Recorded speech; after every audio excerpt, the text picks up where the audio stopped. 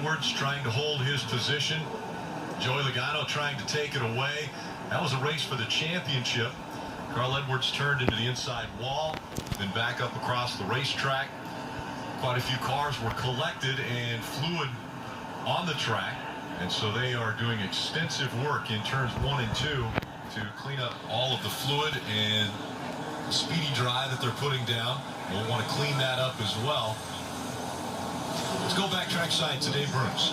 Standing by with crew chief of the 18, that is Adam Stevens. And Adam, you told Kyle there may be another opportunity for him. Here it is. Yeah, you know, it's just a crazy race. It's been a crazy year, to be honest.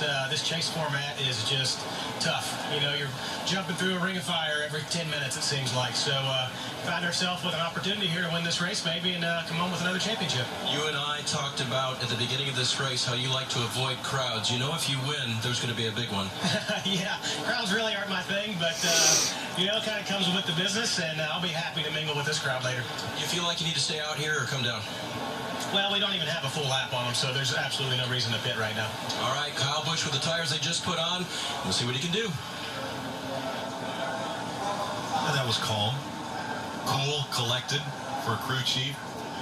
I think he understands it's out of his hands right now. I was going to say. The tires were changed. Their crew did a great job. Now it's in the hands of the driver. This is that moment. This is that moment as a crew chief where all the preparation, putting the right team together, making the right decisions, race strategy, car setup, all of those parts and pieces to the puzzle have been executed. And now it's purely up to Kyle Busch, a little bit on the spotter, but mostly up to Kyle Busch. There's a reason the drivers are the stars of the sport, and that's because tires have aired them. They're brand new. We're getting ready to see the stars go race for a championship. Can he respond? That will be the big question. Let's listen in to Kyle Busch's radio just moments ago.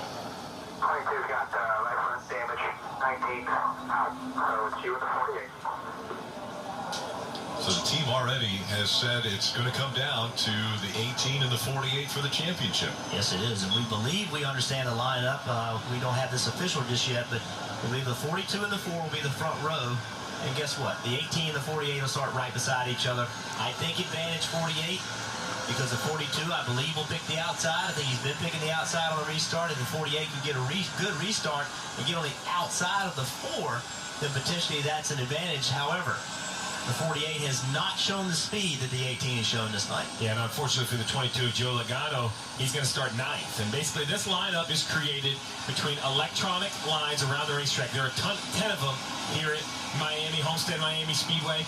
Any car that has nothing to do with the accident just gets scored by the last electronic line that went over. The issue then becomes, Jeff, when you're in the accident. The 22 is obviously in the accident with the 19. Then NASCAR uses video to understand all the cars that were in the accident, how they blended back into the field. Through all of that, they've determined the 22, where he blended back into the field, was 9th. So, once again, the whole field isn't set by video. It's electronic timing lines. Just the cars that were in the accident, they are judged by video.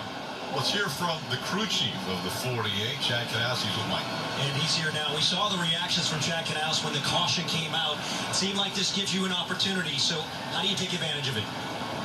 Well, we're just going to have to see what happens, obviously. Yeah, I got pretty excited. You know, it's pretty awesome being down here and being in position for everybody at Hendrick Motorsports and Lowe's, and, you know, seeing Jimmy get an opportunity here to try to battle for him once again. It's pretty awesome. We're just going to have to see how it all shakes out. Everybody's got new tires, 10-lap shootout. Everybody's going to be probably tight on fuel, so it's going to be pretty exciting. But really proud of this team. Everybody fought hard all day today. We definitely didn't have the early speed that we wanted, but we've come back reasonably well and running the top 5, top 6. So good car, but just see what happens here for the next 10.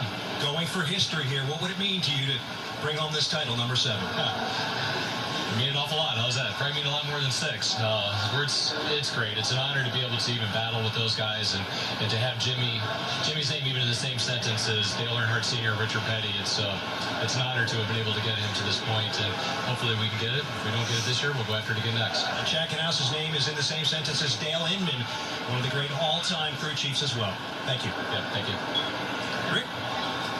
And again, that's the big thing right now, this weekend and this season. It has been on the back of Jimmy Johnson's helmet. The drive for 7 to join the likes of the King, Richard Petty, and the Intimidator, Dale Earnhardt Sr. Only 2 drivers in the history of this sport have ever won 7 Sprint Cup Series championships. And Jimmy Johnson right now is on the cusp of grabbing his 7th championship. And it all is going to come down to a restart. I mean, think about 7 championships. I try to put it in perspective. In my lifetime, I may never have the opportunity to see this again. When you look at Jeff Gordon with multiple championships retired, Tony Stewart retiring, you know, Kevin Harvick with 1, Kyle Busch with 1.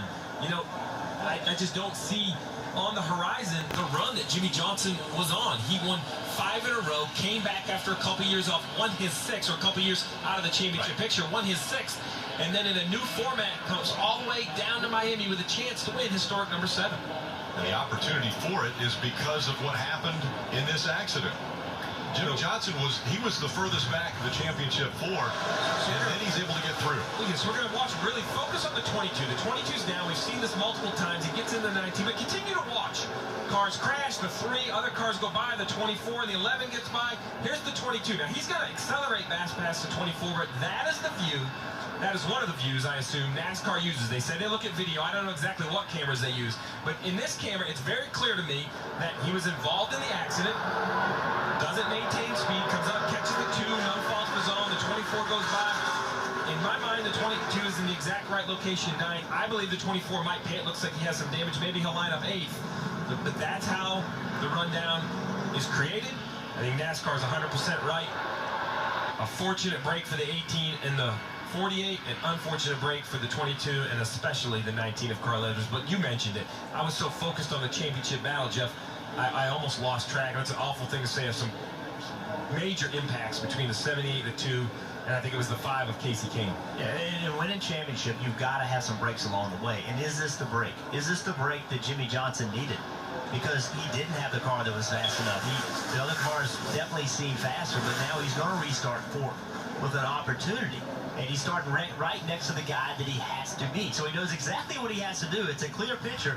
You've got to beat the 18 car of Kyle Busch. And also, was a good break for the 18 of Kyle Busch. Remember, they had a bad pit stop. And this helped them potentially overcome that bad pit stop. They thought they were done. They thought with that bad pit stop, their night was over. But guess what? They're going to start 3rd with the guy they got to beat on their outside. So their championship path is clear to them as well. And again, everyone that was involved in the accident was checked and released from the infield care center.